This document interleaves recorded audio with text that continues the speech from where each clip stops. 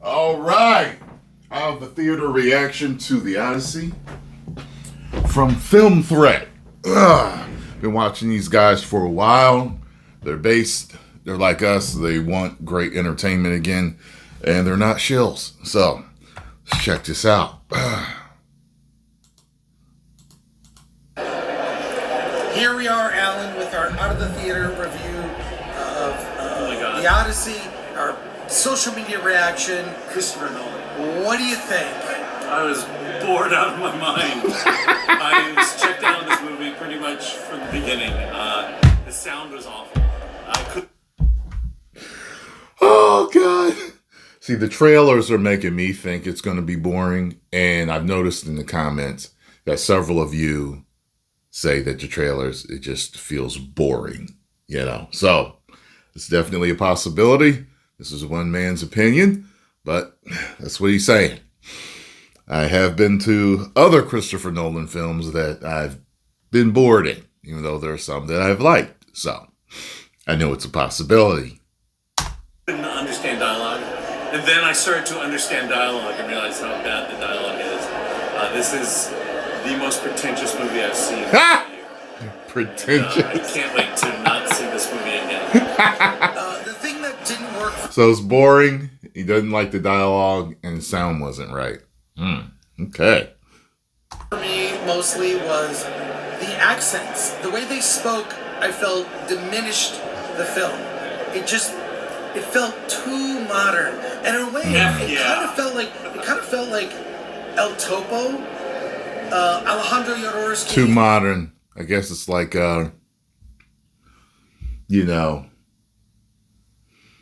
say you go see say someone else made a Odyssey film, and they say it's going to be really modern, though. They're going to speak like us. Like, okay, so you go see it, and then there's like a conflict, and someone's like, yo, what's your problem, bro? Like, it won't feel right. Right? All right, then. Like, if I go see a movie about the 50s, if they're saying golly and gee whiz, like, they did talk like that back then. You know what I'm saying? Golly. Wow. Gee whiz, mom. Like, they talked like that. If they talk exactly like us, it'll feel out of place. Correct? So I get it. El Topo was like a modern Western, and this felt like a modern epic. And just, look, there are parts that drag, especially the first half. But then there are also moments, in particular with the Cyclops, I thought were great. The fall of Troy, I thought. The Witch with played by Samantha Ward. She was very good, and the way the soldiers transform. I'm not going to go into detail there. I thought that was very clever, but for the most part, I'm still marinating on it. It's not a disaster, but I'll say the controversial casting. He said it's not. He said yes, it is. Yo, wait. So, see, I'll tell you about my history of Christopher Nolan. My first time seeing one of his movies was Batman Begins, and I wasn't impressed. And I remember watching Batman Begins 2 or 3 more times later. It grew on me. Now, personally, I don't believe a movie should take more than one viewing for you to like, because I think you kind of mess with, I don't know, I can't really explain what I mean by that, but I'm saying entertainment shouldn't take you, but then it does sometimes. Like, see, I'm mulling this over right in front of you. I've heard songs that I didn't like in the beginning or didn't care for. And then the more I heard them, I was like, this song is actually really good. So, but I don't know, songs are so much shorter that it gives you that chance more frequently. But I don't think you get that chance with movies as much, because I think sometimes people see a movie once and it's like, no. But I ended up giving it a chance a few more times and ended up really liking it. And then I ended up really liking The Dark Knight. Even, some people say it's the greatest superhero movie of all time, but it's arguable, but it's not perfect. It's not. They shoehorned in Two-Face and then he killed him at the end. I'm like, wait, what? I literally didn't think he was dead. I was like, there's no way they introduced him that fast and killed him that fast. There's no way. I'm like, he's going to be in the next movie. Nope. So, but all right, let me keep going here. But yes, I had situations with his movies, but not a big deal. It's not that big a deal because of screen time. Right. They might as well be cameos. They're really not in the movie all that much. Although cameos. Not a big deal. It's controversial castings. Not a big deal. It's not that big a deal because of screen time. Right. They might as well be cameos. They're really not in the movie all that much. Although Elliot Page as Sinan is the greatest soldier I've ever known. It's called that in the movie. That's like a line in the movie. Okay, so it's one of those things where you see a Nolan film the first time, you're like, why do you do this and that? And then the second time you see it, maybe it bothers you less. It's not gonna happen. I don't know. We'll see. I'm seeing it a second time on Thursday. Here's my big thing. That was Matt Damon on screen. Matt Damon on screen. That was Tom Holland on screen. There was no characterization, no effort to say, I'm playing this character. I'm seeing Matt Damon and I see what you're saying. Everyone. And it just doesn't feel part of the period. I don't like that the colors were muted. It felt very muted. It should have been grand and colorful, and it wasn't that. And I thought...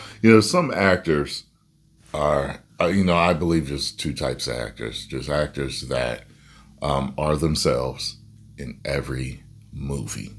You know what I'm saying? But then there are actors like, say, for example, Gary Oldman. He absolutely transforms into whoever he's going to play. Like he has fooled me so many times. When I was watching movies and I didn't know it was him. That dude, that's a different type of acting right there. I believe both have their merit, but to be able to truly transform into totally someone else and make it believable, that's an extra talent that some actors have that others just don't. Some are great actors as themselves, absolutely believable, great. But then some turn into other people. It's like, wow, so I think that may be what he's hinting on. They just feel I guess they're those type of actors where they are themselves, so it didn't feel like they transformed into those particular characters. So let's, continue.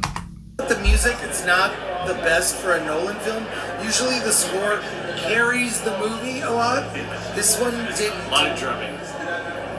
The Travis Scott song over credits. Oh yeah, I can't wait to see it at the Academy Awards this year. It won't. I will say this movie will probably win a lot of technical Oscars, and it is guaranteed to win an Oscar for casting. And there's a reason for that. We all know. A lot I want to say that I can't.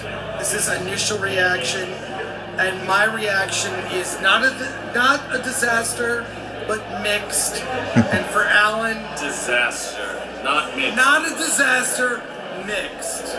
Okay, we'll talk more later this week. Yeah, Wednesday and Friday.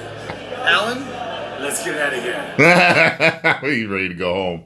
So from two guys that I trust, one has a mixed reaction, one says it's garbage.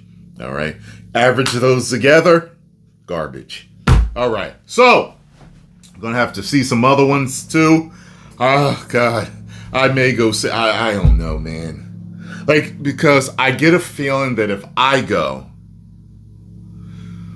See, sometimes you're interested in how how controversial something is going to be when you go to see it. You may even be like curious as to how bad it's going to be. Like when I went to go see the Marvels, I just knew. I just had a bad feeling how bad it was going to be, and I was just totally right. I have a kind of an interest with this because of the controversy, but I'm so sick and tired of the controversy over all these years that I'm just really not that interested all at the same time. See, I'm mixed on how I feel about wanting to go see this movie. I'm sick and tired of them doing this to movies. I'm sick and tired of it. It's boring now. You know, that they keep going to the pander stone. Everything's modern audience. Everything's DEI, woke, whatever you want to call it. I'm so sick and tired of it. And some of the biggest names that you're such a fan of or admire or idolize and respect, all this other stuff, they're all getting that check cut and they're all doing it.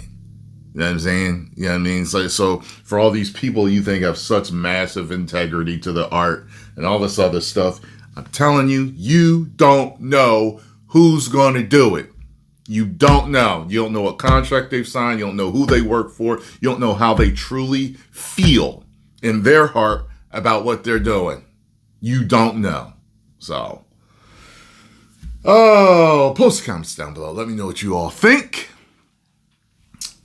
And, I'll see you in the next video. 10 million subscribers.